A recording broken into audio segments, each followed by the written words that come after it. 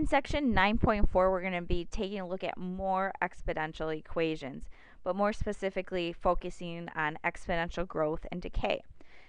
You'll see this lots in science if we talk about environmental things, decay of rocks, the breakdown of chemicals, that sort of thing, or in population, or when you're talking about sociology type things.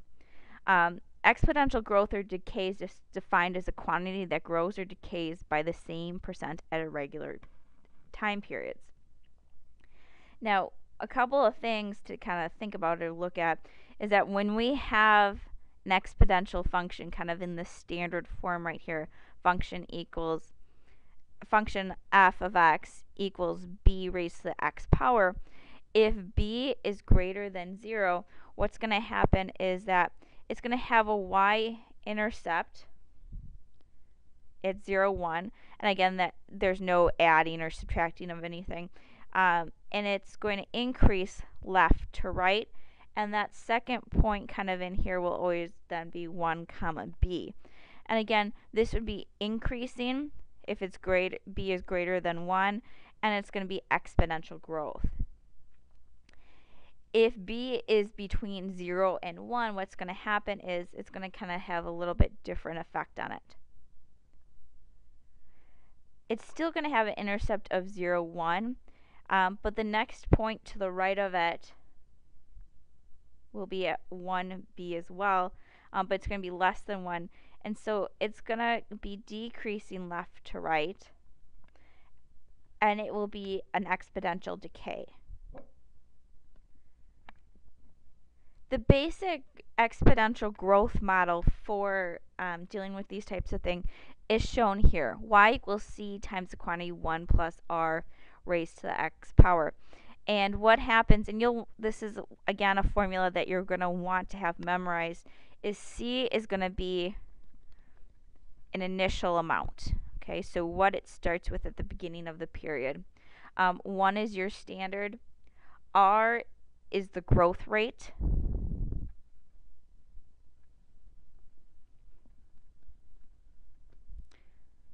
And then finally, x is that number of time intervals.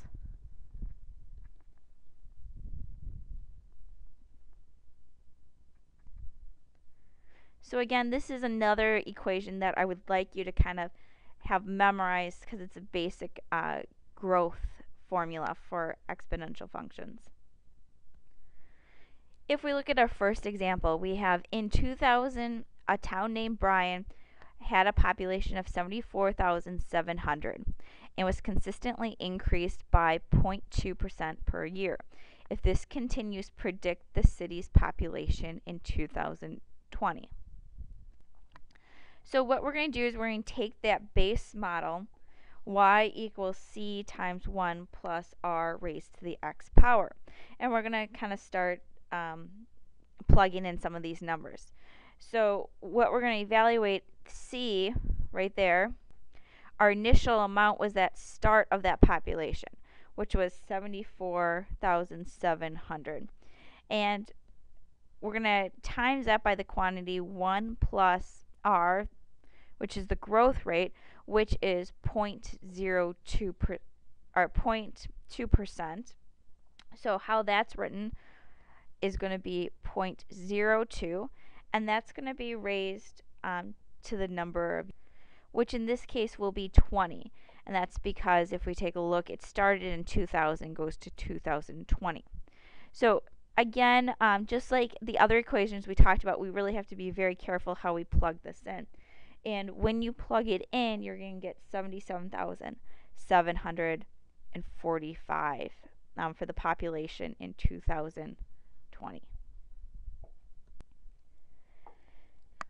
If we take a look at example 2, it says suppose the number of animals of a certain species in the Amazon is estimated to be 1,250. If the number decreases by 7% each year, find the number of animals in the species in 5 years, round to the nearest whole number. Now, you'll hopefully notice that this key word in here is decreases. And so this isn't a growth, it's a decay. And so we got to think about what that base model looks like. C times 1 plus r to the x. And that's what we had for the growth. But the thing is, because this is increasing. Now, what made it increasing is this plus right here, because adding that rate made it exponentially grow larger. So all we're going to do for decay that makes a difference is we're going to use subtraction between them. Okay, it's subtracting that exponential rate per year or whatever the decrease is. And then we're just going to plug in it. So we're going to get y equals the initial amount. So the start of it is 1250. And we're going to do 1 minus 7%, which is 0.07. And we're going to look at it after 5 years.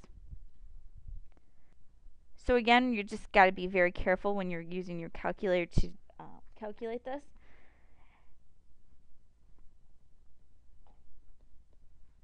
And what you should get is 870 animals of that species after 5 years. In our final example, we're going to take a look at a half-life example. This is pretty prevalent when, again, you're talking about biology and different rates that things decay. Suppose a radioactive material has a half-life of 32 years. How much of a 700 gram sample remains after 240 years, round to the nearest tenth of a gram? Well, what a half-life is, what you may kind of conclude is that after every 32 years, half of whatever is in existence is gone. So if you had 100 things, 100 grams of something, after 32 years it would be 50. And then another 32 years it would be 25 and so forth. It decreases by half every 32 years. So a couple of things go on. What we're going to do is we're going to start with that basic model.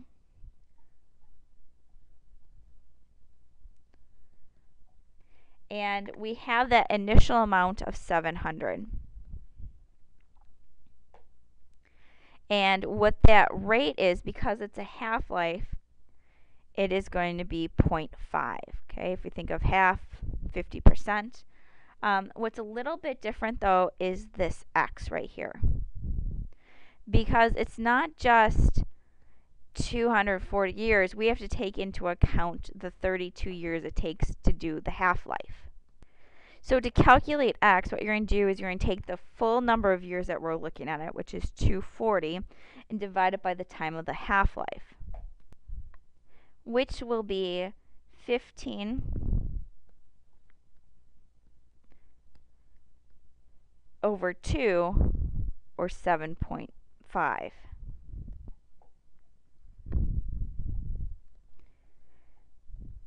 So again, we're going to use our calculators to go ahead and do the calculations for that. And since we're going to round to the nearest tenth, after the 240 years, starting with 700 grams, we will end up with 3.9 grams of this radioactive material.